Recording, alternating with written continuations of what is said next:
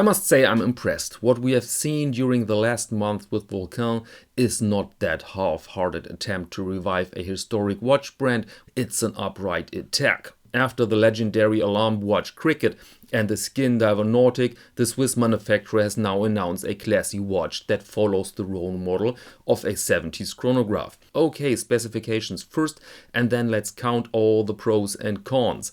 We have a hand-wound watch with a case diameter of 38 mm, a length lug-to-lug of 46 and a thickness of 12.4 mm. Lug width is 20.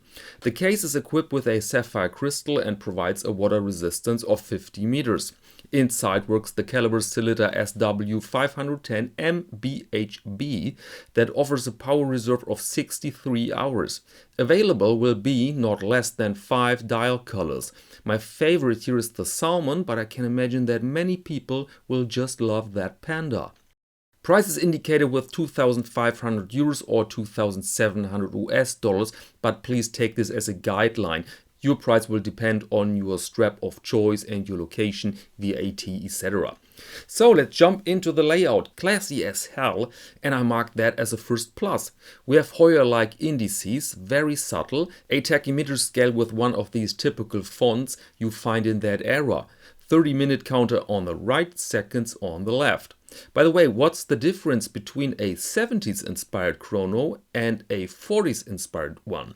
Less details. The watch from the 70s is more puristic, more legible, more usable, although of course not everybody really needs that tachymeter. And the hands come also with a very functional design that you find on many watches, with that narrow strap of loom in the middle. And again, the very cool logo of this brand. Crown and pushes are pretty much standard of the industry. I bet you can buy them straight from the rack, but in my eyes that's okay, because we're not inventing the wheel here, we're bringing it back. And that with a very good sense for contemporary watchmaking and an eye for traditional design. 38 mm is a very conservative size for this type of watch, and I cannot spot anything quirky or misleading here. Even the price seems to be reasonable. Remember that most of us here thought in case of the Cricket, oops, perhaps that's a bit too much, that's a bit too stiff. But here in case of the chronograph, the price is right in the middle of its competitors as far as I can see. But I think all these positives cannot hide that Vulcain's taking a risk. Imagine the capital you must collect to launch all these lines, the Cricket, the Nautique and now the chronograph.